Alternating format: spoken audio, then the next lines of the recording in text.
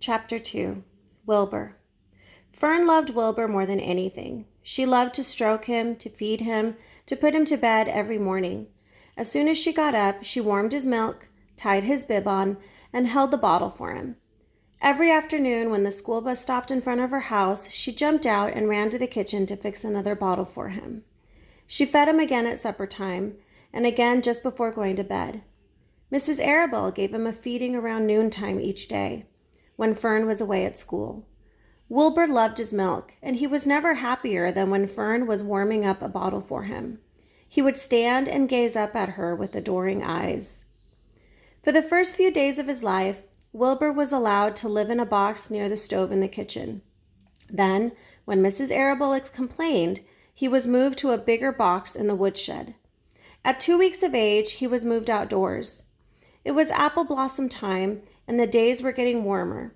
Mrs. Arable fixed a small yard especially for Wilbur under a tree and gave him a large wooden box full of straw with a doorway cut in it so he could walk in and out as he pleased. "Won't it be cold at night?" asked Fern. "No," said her father.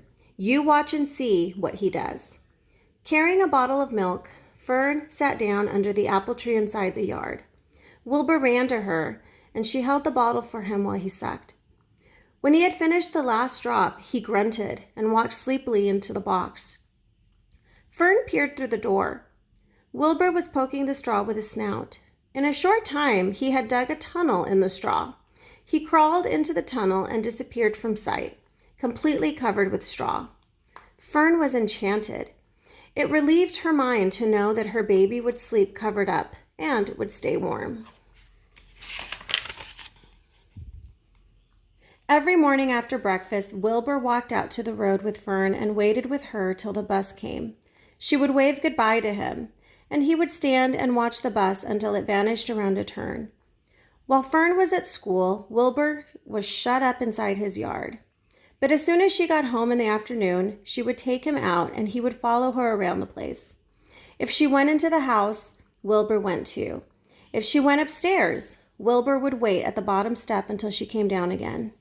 If she took her doll for a walk in the doll carriage, Wilbur followed along. Sometimes on these journeys, Wilbur would get tired, and Fern would pick him up and put him in the carriage alongside the doll. He liked this. And if he was very tired, he would close his eyes and go to sleep under the doll's blanket. He looked cute when his eyes were closed because his lashes were so long.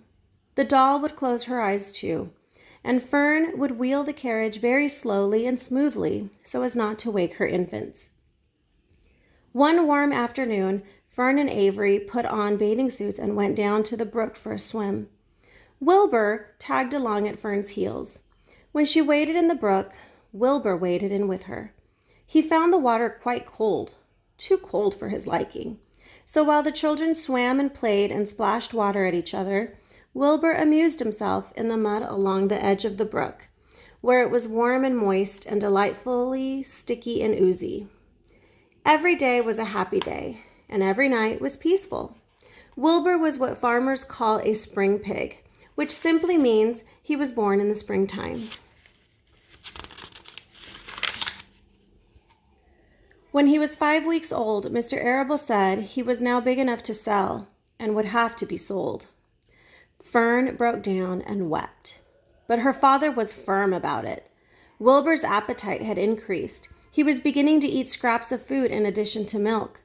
Mr. Arable was not willing to provide for him any longer.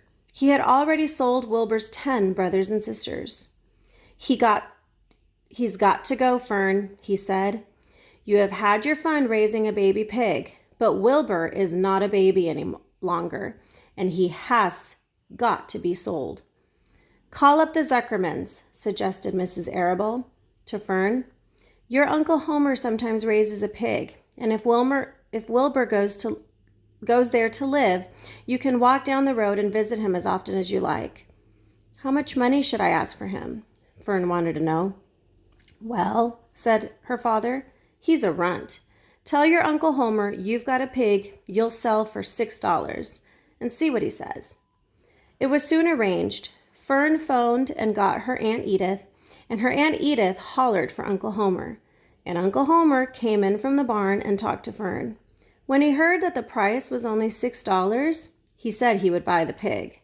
Next day, Wilbur was taken from his home under the apple tree and went to live in a manure pile in the cellar of Zuckerman's barn.